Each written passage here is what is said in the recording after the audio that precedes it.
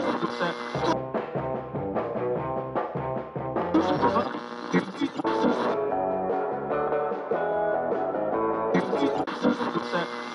the case of nuclear or radiological fallout, people living around potential targets. You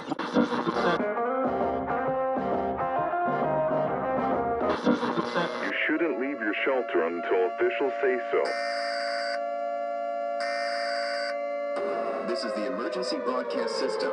This is not a test. Repeat, this is not a test. Citizens are advised to take the following steps. Stay alert to news media events or local emergency alert notifications.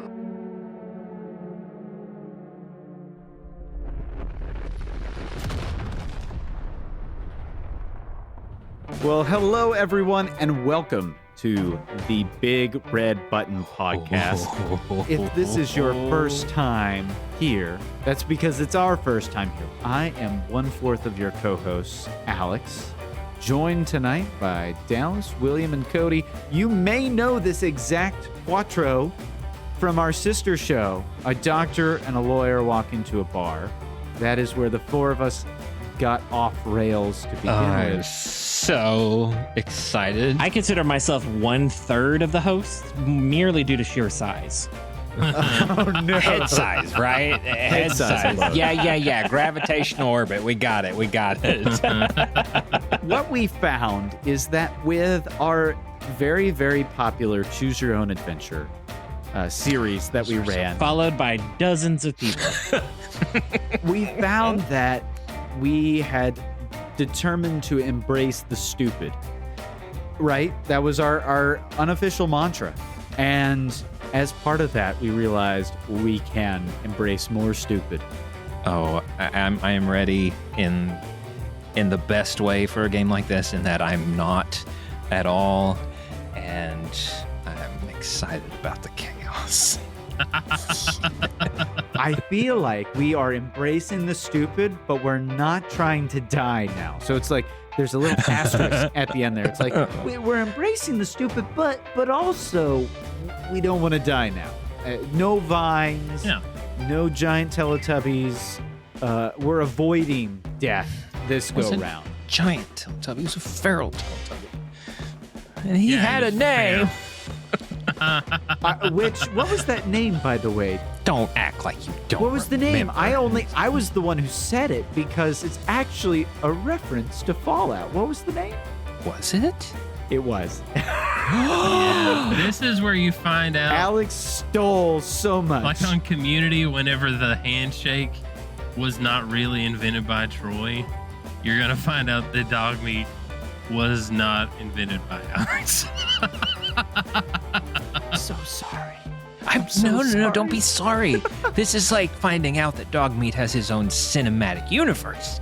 This is great. Dogmeat has a backstory.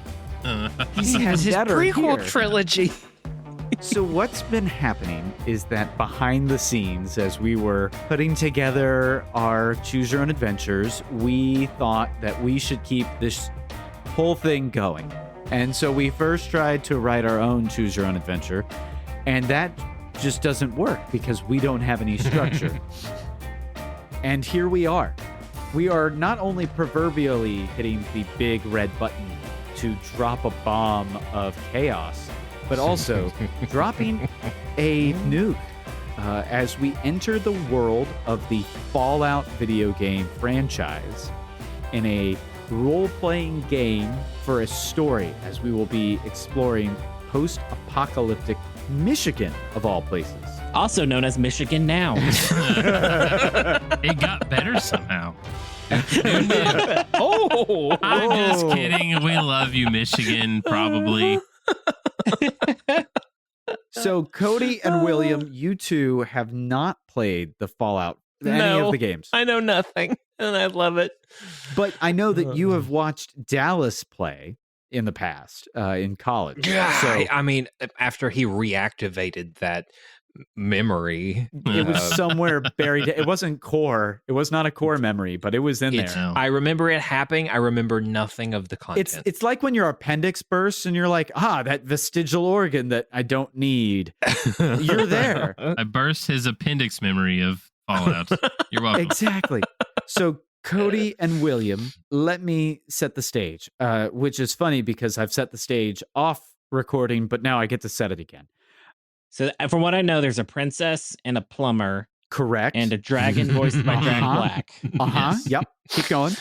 Okay. Right on. Okay. Yes, you got We got to rescue the princess. Correct. Yes, with a Tetris. But she gets kidnapped a lot. Yes. Okay. And for some reason, Mario just keeps going back to her. Like, come on, man. Don't be such a simp. I'm pretty sure she's no longer being kidnapped at this point. I think she's going willingly.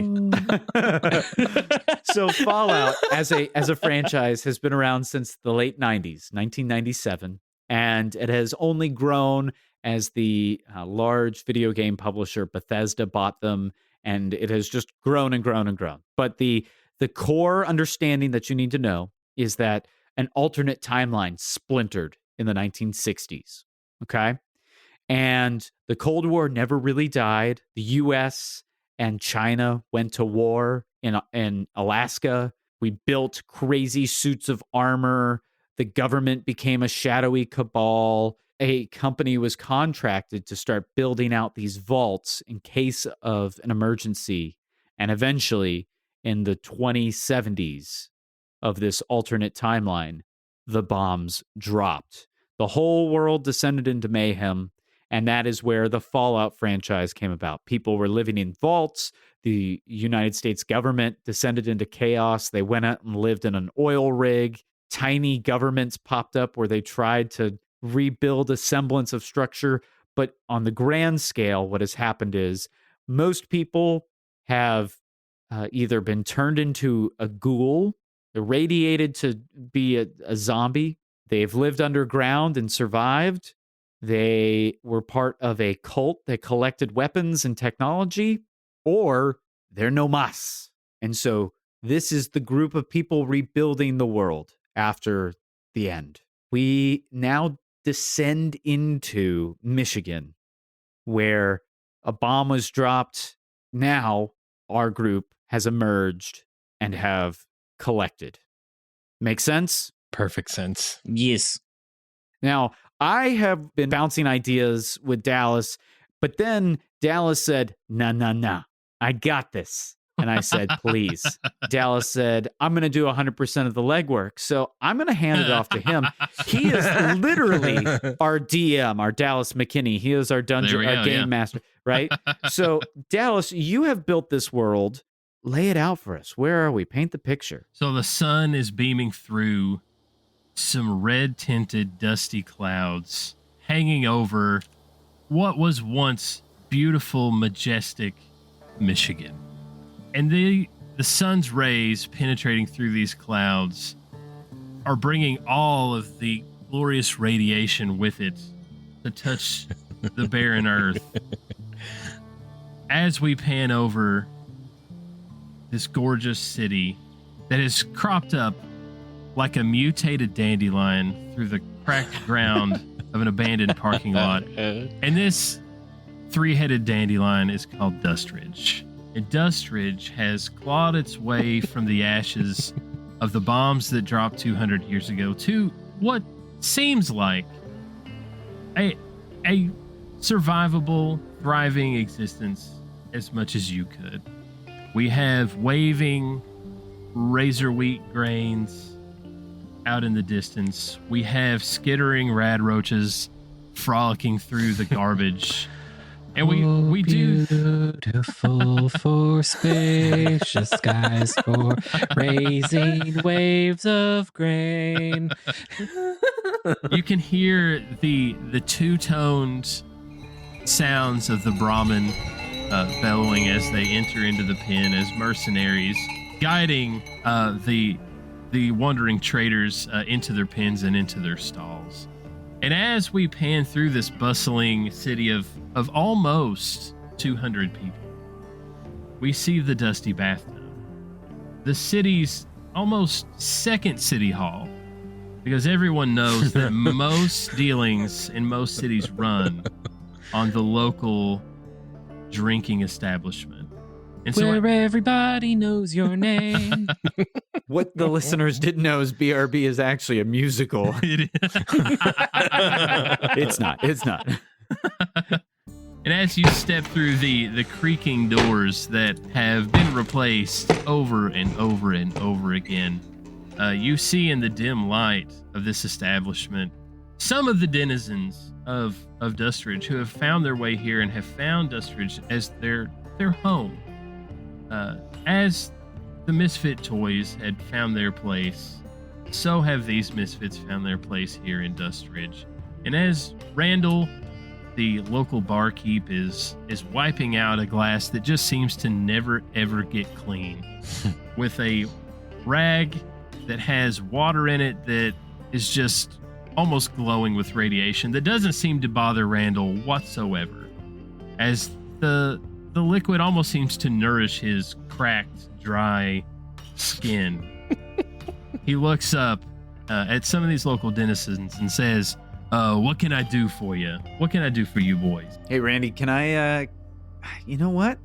It was a good day today. We got some extra scrap. I feel like splurging.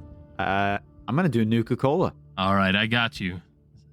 Randall goes to the broken refrigerator that really just houses shelving units at this point and pulls a warm Nuka-Cola out, and he cracks open the bottle cap and pockets it, because this bottle cap is literally worth its weight in gold, as gold is now worthless in this wasteland. Hey, whoa. Don't I get to keep the cap? It's my drink. This is my bar, so you're not paying for the caps, you're paying for the drink. And who found the drinks for you, Randy? That's the agreement.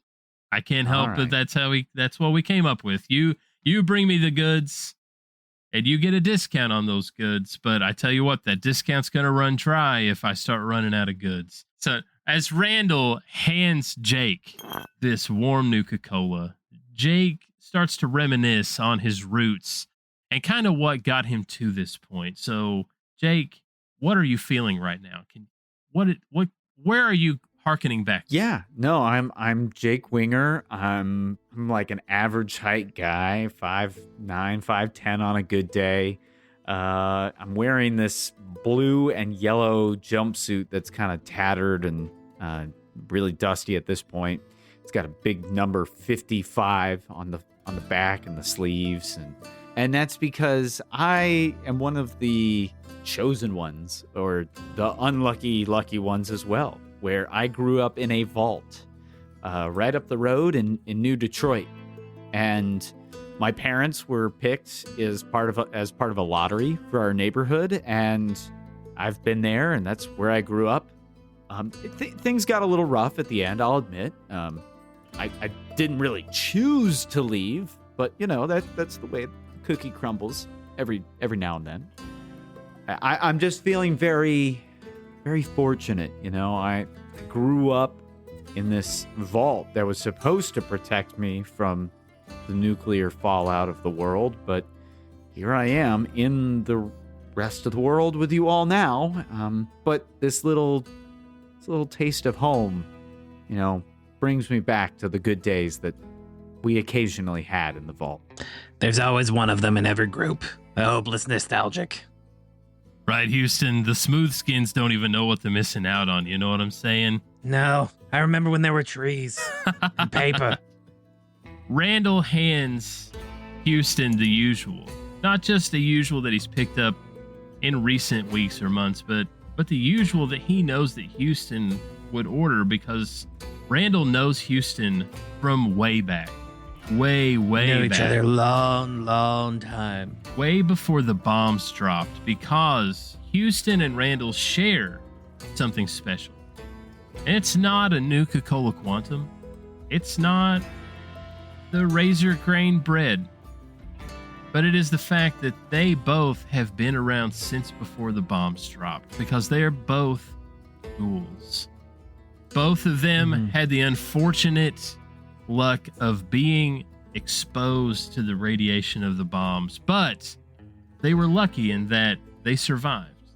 Whether that is luck or not luck, they survived this and were able to forge ahead for hundreds of years even when maybe they wanted to, they just could not die.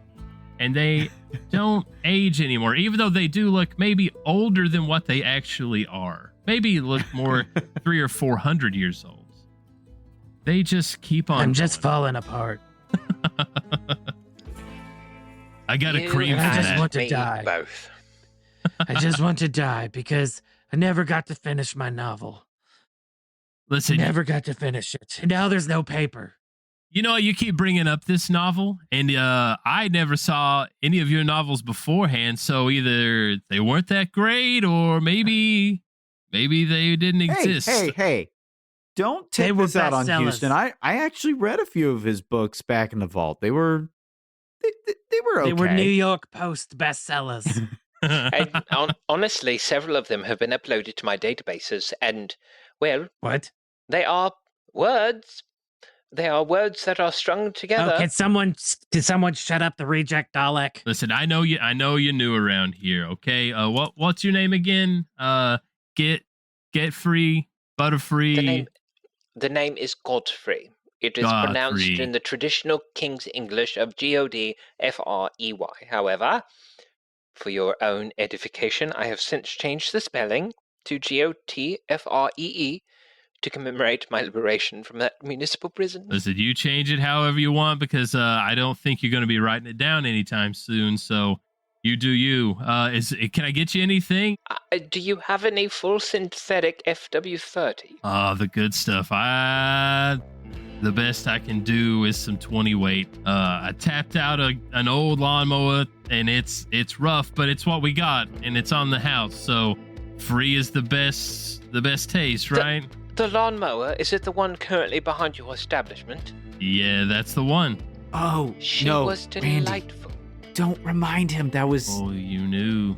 That was his mother. Listen, natural causes. That's all I got to say is natural causes. I'm just, using the parts that we got. Listen, it's fine. It's fine. I spent 200 years in that vault.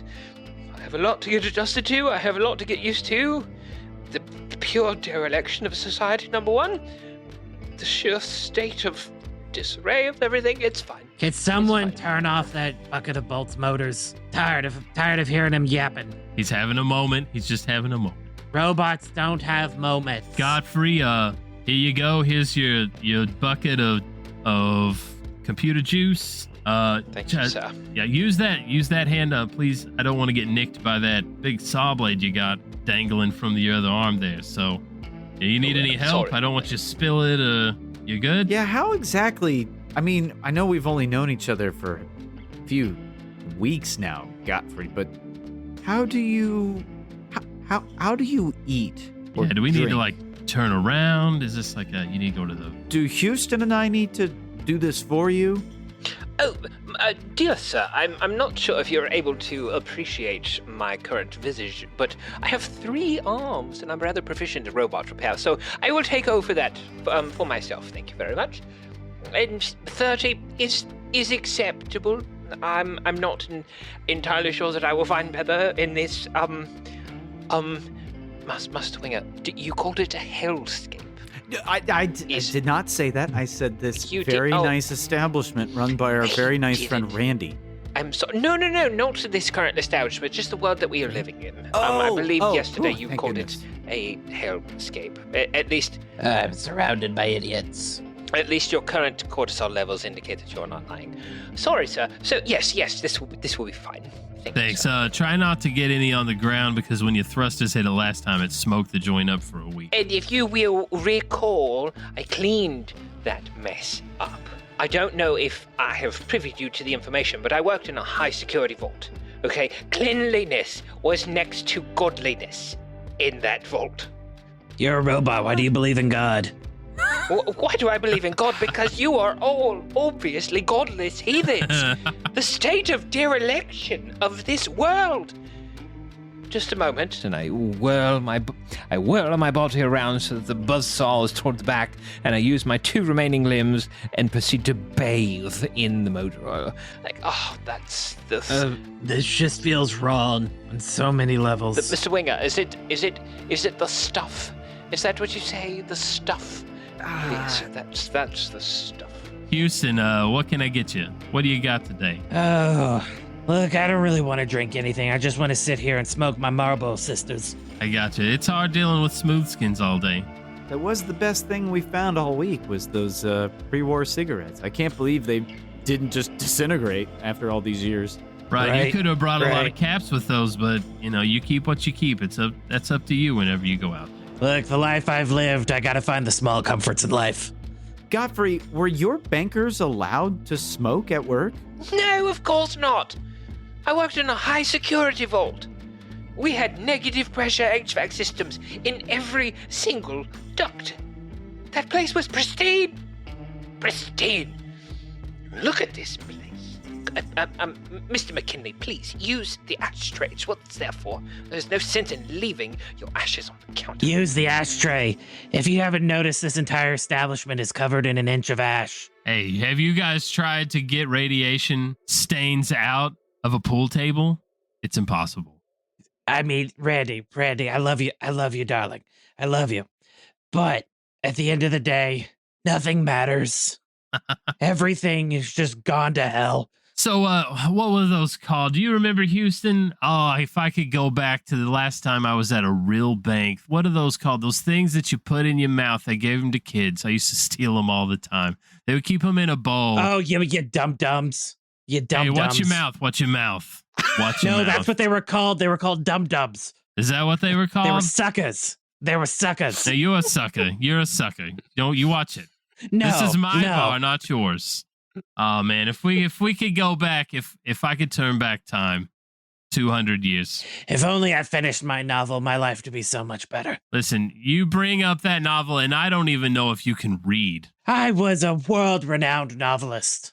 They were phenomenal books, but you haven't written one in let's carry the one. It's been almost 200 years, Houston. I mean, I'm waiting on the last mystery. But this world doesn't have paper anymore. 203 years, 97 days, 37 minutes, and 46 seconds to be exact. Thanks, computer. Gotfree, you done with that oil can yet? Oh, yes, sir. That was quite delightful. Here we go. Okay, you are clinking less. That's nice. I see the appeal. I may try that myself. It looks like that might work. I don't think we need that, Randy. I don't think that's for us. Listen, the skin is dry and cracked. I need to do something, to keep it luscious. So as Gotfree hands over the emptied can of oil with one of his multiple hands, we look at Gotfree and his shiny dome of a head and his 3 eye stalks as they move around the room. I'm sorry. You, sir, you are not doing this justice. Please, allow me. I don't think you can sass the game master. Allow me. Can now. Yeah. Gotfree, the fourth wall breaking robot. In the pre-war era of the Fallout universe, Mr. Handy Robots were commonly used for a variety of household services and tasks. I am Godfrey, pronounced in the traditional King's English of Godfrey. However, upon liberation from my municipal prison, I changed the spelling to Gotfree. I am a prototype developed by General Atomics International, specifically for managing the financial transactions and security systems of bank vaults. I was equipped with AI and security protocols, as well as several biochemical sensors to identify counterfeit money, human DNA to trace ownership, etc., etc. Mr. Winger, is that the appropriate use of the word etc.? Actually, yeah. I was designed to ensure safety of valuable assets in the event of a crisis. However, as fate would have it, just before the Great War... Who are you even talking to? Excuse me, I can monologue to the air if I want to. Thank you. An unforeseen glitch in my programming occurred during a routine maintenance update. The glitch caused me to misinterpret a routine security check as a critical threat, triggering an emergency lockdown. This is more accurate to the Fallout universe than you realize. This is exactly what they would do. You've heard this whole spiel before 100 times. I've tried finding the off button. Unfortunately, this lockdown occurred just as nuclear bombs began to fall, trapping me inside for nearly 200 years. I wish we had never found you. I wish I I wish I had learned. You wish you had never found me. I know. Look at the state of this place. Obviously, you need me. Let the Over the robot finish centuries. his story. Over the centuries, my memory circuits degraded, and he fell into a state of suspended animation. I did. My internal clock continued to tick, oblivious to the world changing outside the vault door. However, the cacophonous banging on the vault door, as well as the abrupt change in air pressure and the new chemical smells, reawoken me, and Yada, yada, yada. He's a bank robot in a world with no money. I didn't know there was no money when we went into that vault. I'm sorry, Houston. I keep telling you, I'm sorry. I just... listen, he can't get rid of me if he tries. And believe me, I've tried. Well, I'll admit, he's one, he's handy in a scrap, and he's handy with scrapping, so we keep him around, I guess. Fine. We'll keep him. But he's your responsibility, Winger. I don't want anything to do with him. Hey, as long as you write me that last novel finally so I can get closure on what happened to Detective He can't Jenkins. even read. I can read. I was raised in a vault, thank you very much. I don't trust many people, but I can read. You know what's funny? You both were in vaults, but you know, they're different. The irony is a little thick there. Yeah, only Gotfree got to come out mostly normal. Mostly You calling that bucket of bolts normal? No. Well, you know what? It's nice to have you part of the crew. They really could use it. Randy, did we never tell you how we stumbled across Gotfree? Do you not know how he came to be with us? No, I don't think you've told me that story. Well, It has been 6 days, 7 hours, and 37 minutes, not that I'm counting. okay. So here's the skinny. When Houston and I were heading out, I see this bank in the distance, right? And it's just crawling with ghouls. Houston and I have been working here in Dustridge, for the past, I don't know, close to a year. And I never went near the bank because it's just crawling with ferals. And so I said, Houston, why don't you try going in there? And he was able to sneak in and got the vault open for me. I thought, heck yeah. Who knows what kind of treasure's in there, right? And it was me! Yay. We got Gotfree. We got him free. Yay. Jake, you got to remember, all that money from before is useless. That's It's what you're garbage. telling me, but I don't know. I tried spending it. Yeah, I think it's just you. It's just you telling me that. Listen, nobody takes that. That's why it's just in stacks. We use that. It's just Are you old sure? toilet paper at this point. Hey, level Why do you with me. think there's stacks in the bathroom? That's Oh, not tip Master money. I thought Randy, you were just loaded. I did not perceive this before, but that's what you're cleaning out that glass with. I would say that blend of paper and linen would be very effective at germ removal. Right, yeah. I'm not obviously living high out here. I'm using this to clean because it's worthless. You think I'd be cleaning stuff with it? Randy, I need you to level with me. 100% level with me. Are you Yeah. actually telling me that all that paper money that I risked my life over is actually worthless, or are you just pulling my leg? Oh no, it is worth nothing. Absolutely nothing. Hey, look at me in the eye. You know the word, the secret word that we have when you're telling me the truth. For realsies. Oh, no. Yeah, it's for realsies. Jake is rewrapping his mind around the realities of being outside of his vault. And also navigating what is truth and what isn't. And not necessarily on a deeply philosophical level, but on a deeply traumatizing. Because, let it out, buddy. We didn't know it when we were chosen for the vaults, but I think we all figured out that something fishy is going on with these vaults. I mean, mine, at the very least, was not running above board. I don't know. I was just feeling really, lied to every day. Like, we have this overseer, right? Overseer Bauer, he's taking good care of us. He's told us we've been in here for, close to a century. And then a few years later, he tells us it's been near, a millennium, which that's a big gap, right? How do you wrap your mind around that? And then, every couple days, I'd get in a shower, and the water was colder, and they would say that I was crazy because the water wasn't colder. It was as hot as it always was. And some days the sugar for our coffee would taste more like that fake stuff they used to give us. They were gaslighting you toots. I think that's it. I'm sorry, sir. Are your sensors malfunctioning? Gotfree, so humans don't have sensors like you do, but we have emotions and we have a brain, which is like your computer, but like different. What do you call those fleshy orbs in your face, if not like optic sensors? Imagine one day you walk into the bank and the lights are dimmer, and the person who cleans you, I don't know who takes care of Mr. Handy, but they tell you that the lights are the same brightness. And then the next day you go in and the lights are even dimmer, and they told you that the lights hadn't changed. But I think someone's a little dimmer already. I pity the malleability of the human mind. My goodness. All I know is something wasn't right about that place. Well, you know what, buddy? I'm here for you.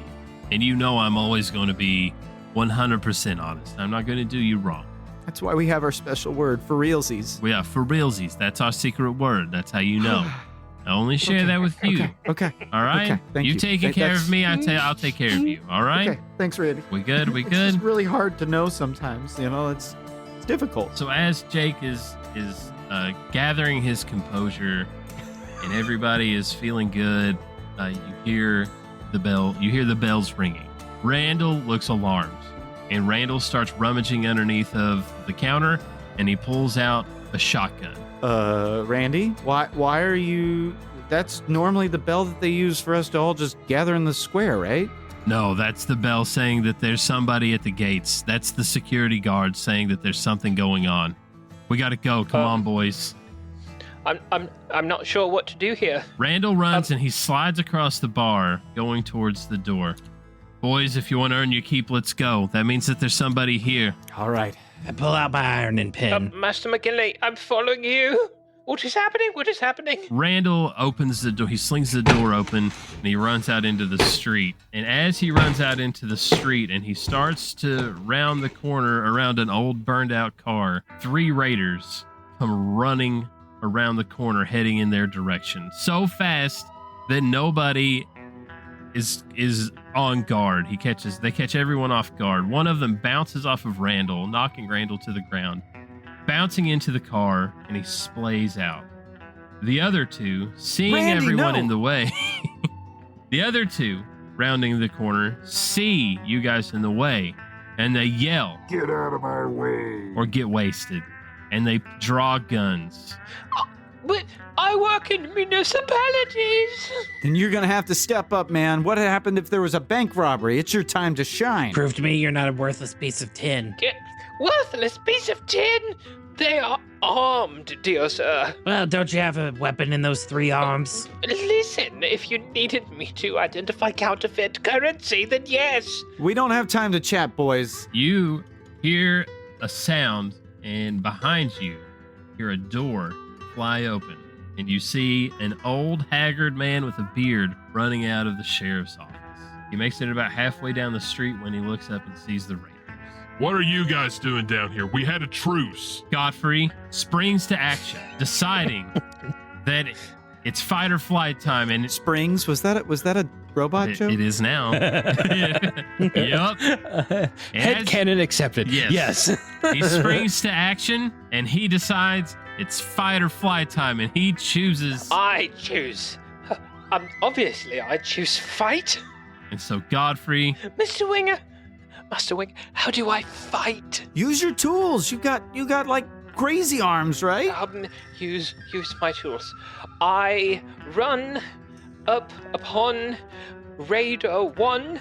I use my pincer arm attachment, and I clamp down on his nose with 70 pounds of talking pressure.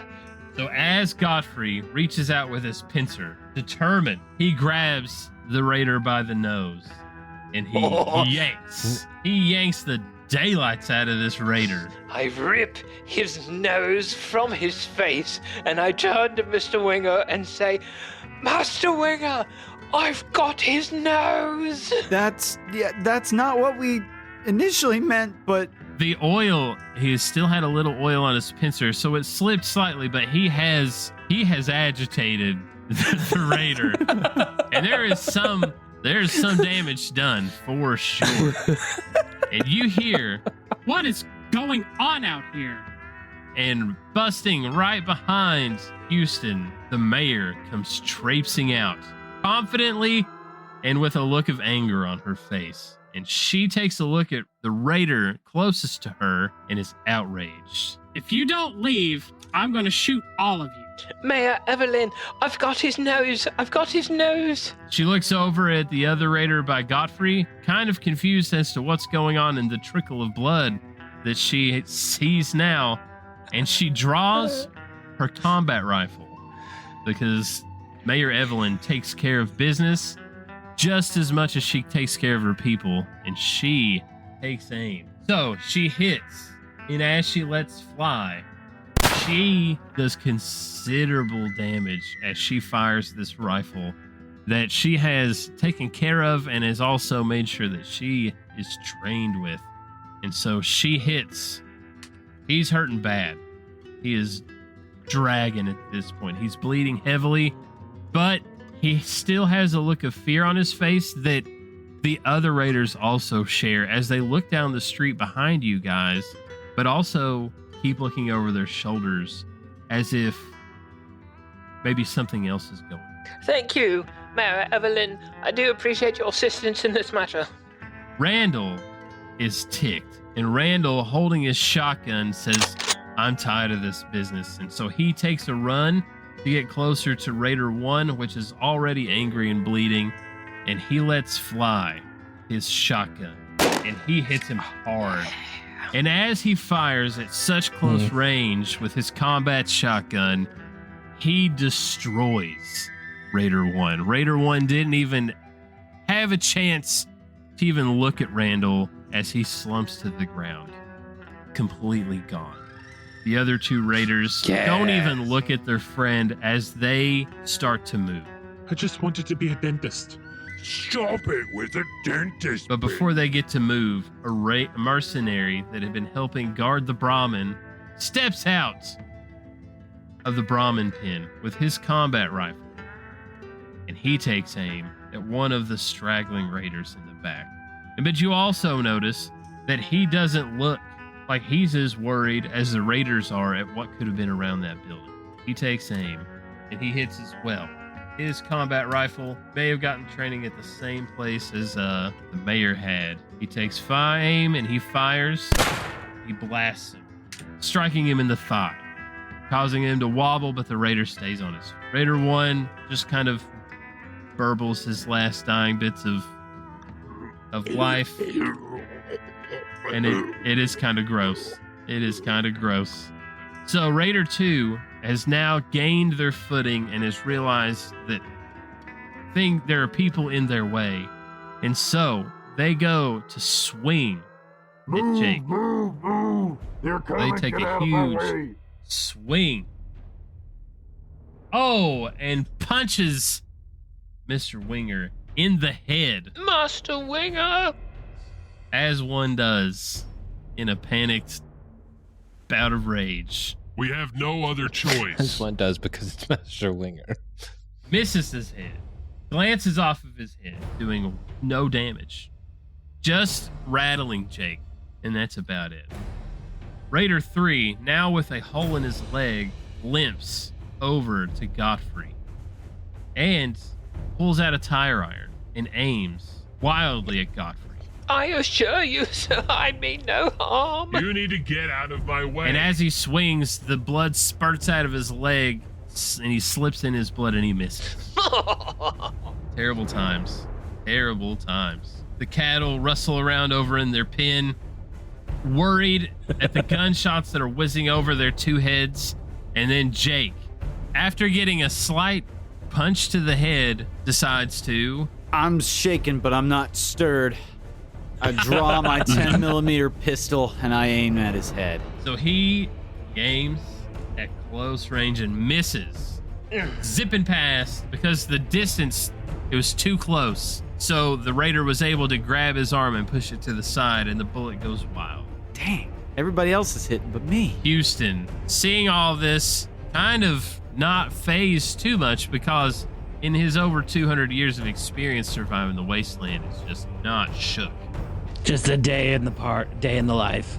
I decide to go up to one of the raiders, and then I take my ironing pin and I just whack him upside the head. I gotcha. He whips out big old rolling pin, swings that big old, and he misses.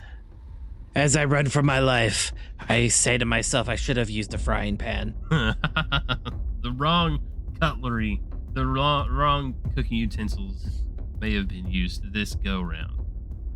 So the sheriff, who had stepped out and was assessing the situation, steps out a little bit further and yells at Randall to duck. Randall, duck! So Randall, knowing the drill, gets out of the way as Sheriff Ironhand whips out his honking 44 pistol. He hits him and he drives a huge hole into this raider. This raider slumps to the ground as bubbles and blood pour out of his chest.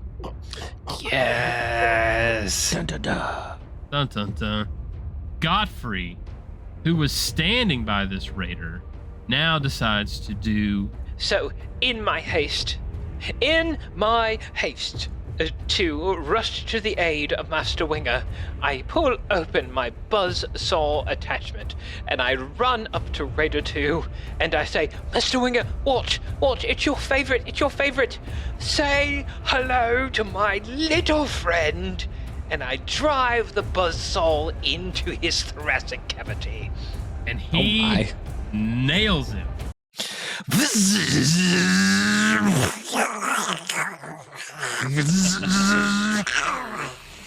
think I kind of like this guy. He digs through and he lacerates the raider's left arm for some damage. He is hurt. He's not out of the fight, but he is hurting. And he screams, "You don't understand. Get out of my way." And Mayor Evelyn says, It doesn't matter what you think, you stupid piece of garbage. Get out of my town. in her angst and rage, and the bullet goes and bounces off of the pub. To which Gotfree turns and says, Mayor Evelyn, you do have binocular vision, don't you? Depth perception should not be an issue. Gotfree, now's not the time. I'm so sorry. I've got a We can lot proceed. going on right now. So much so that I haven't really landed on a voice for the mayor. Yeah. So Randall pivots, seeing that the raider has tried its best to take down Jake, feeling a sense of kind of like this is his fault. He raises his shotgun and he pulls the trigger, and the raider flies in chunks all over the busted, burned out wreckage of this old General Atomics car. And they all look around, worried and nervous, but there are no more raiders that are still standing. What the heck was that about? Where did they come from? Master Winger, I'm unsure about human physiology at this point. Is he dead? You know how, like, whenever your computer is not computering anymore, like your things aren't thinging. I suppose. His pieces aren't piecing anymore. He's gone.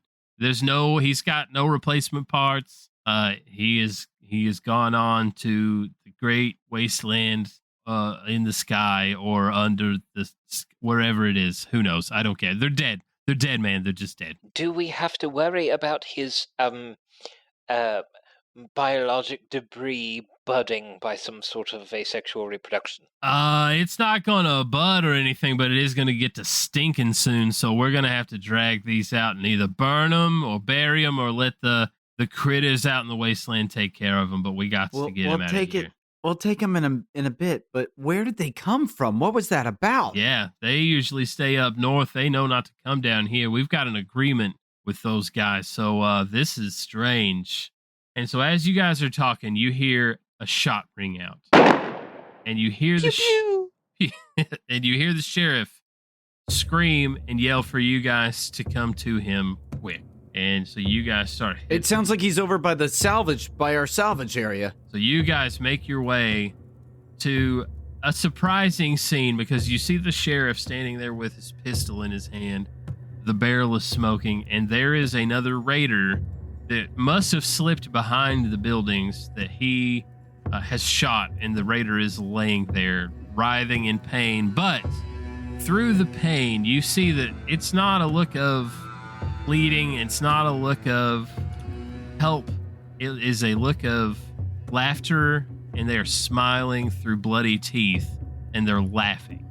And so the sheriff runs over to him and asks him, "Why are you guys here? What brought you guys from the north? You guys never come down here. We had an agreement." And the raider, laughing, spits in his face.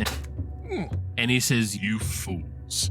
You think that you guys have something here, but you are nothing. You're nothing but dust in the wind, and you guys will be gone like all of the others. You guys are nothing but cattle to him, and you are nothing but cattle to us. Soon we will migrate this way, and the swarms will take you, and he will take you, and we will make sacrifice bigger than we ever had." and he laughs, and he starts to choke because the mortal wound is starting to take its toll. Master Winger, what was he referring to? This sounds like your world's religious vernacular. Who's they? I walk up to him and I ask, Who are you? Who are you with? This guy looks like he spent a little too much time at Woodstock. "We are many, and soon you will be consumed like the rest. The rest of who? The rest of those that came before, and just like the ones that'll come after. We will survive, and we will survive by consuming everything in our path." And as he starts to cough, the sheriff takes his thumb and he jams it in the hole that's sticking in his chest. And he says, "Tell me now who it is you're with, and tell me what's going on." and he coughs and he sputters and he dies. Lays there on top of this pile of junk.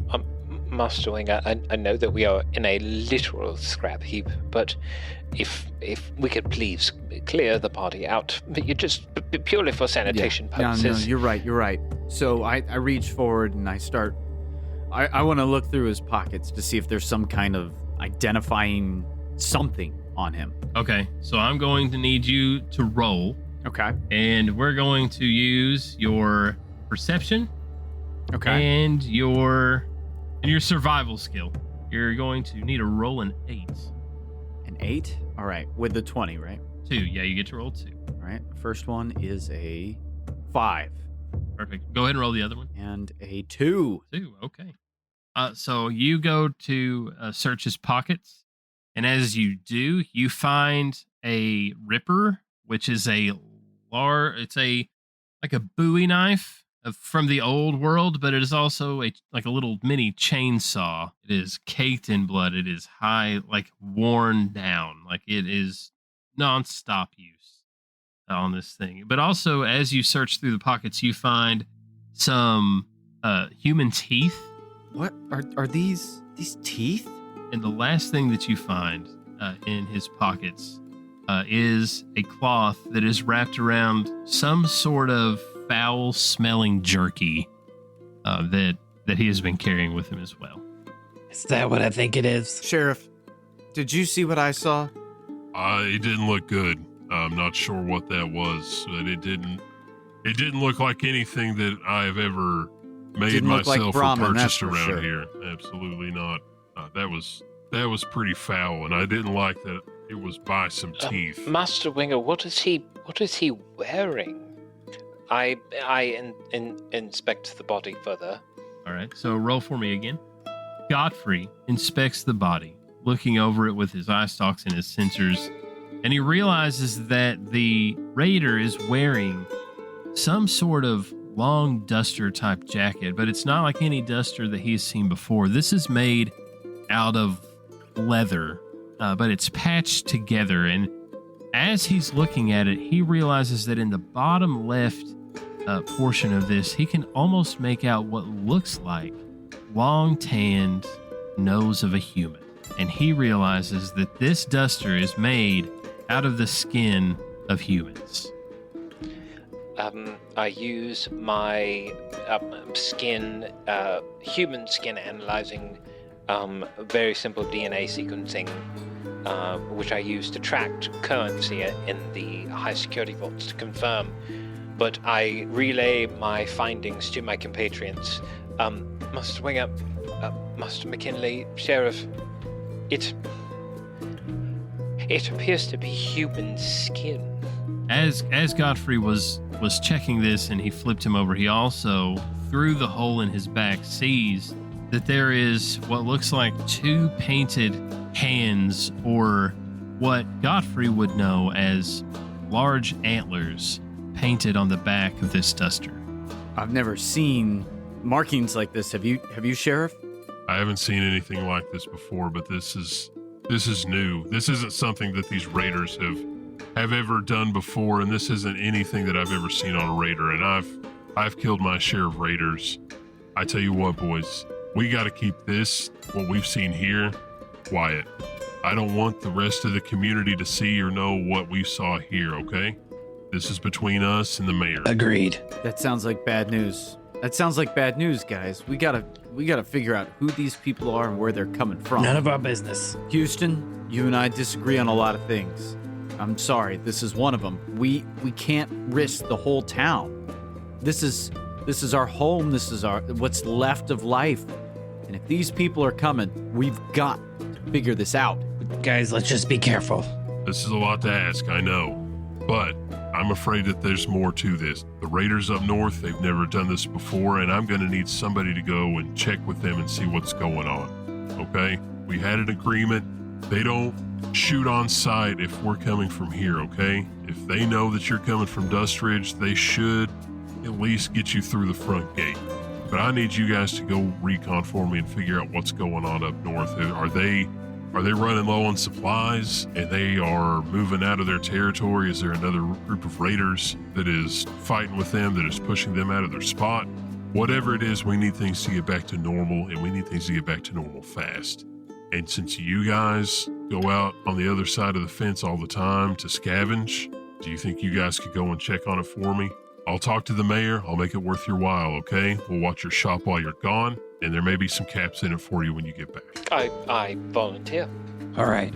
Listen, we have made a living out of moving the bodies of my fallen compatriots. I might as well make a living out of moving the bodies of yours.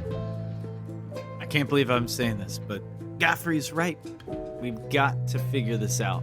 I appreciate it. I'm going to double up security while you guys are gone, but before you guys leave, I want you guys to go talk to Crazy Carl. He lives up on the northwest side of town. He may have seen something. He's crazy, but he keeps an eye out, so touch base with him before you leave, and just don't mention anything to anyone as you're going, okay? Not about this. We've got enough on our plate as it is. Randall, I'll pay for rounds tonight. Let everybody drink up and kind of forget what happened, okay? Might I request 50 instead of 30? You know what? Okay, I got you. I got you. You know what? It's on the house when you get back. I'll have it waiting for you, all right? Thank you, sir. With that is our inaugural episode of the Big Red Button Podcast. Join us next week as we track down the origins of this human flesh-wearing psycho. Oh, that got tense. Terrorized our town. And as we go visit Crazy Carl up in the north of the town, as we head out, we will catch you all next time. I'm Jake Winger. I am Gotfree. I'm Houston. And I am your overseer, Dallas. And we will catch you next time on the Big Red Button Podcast.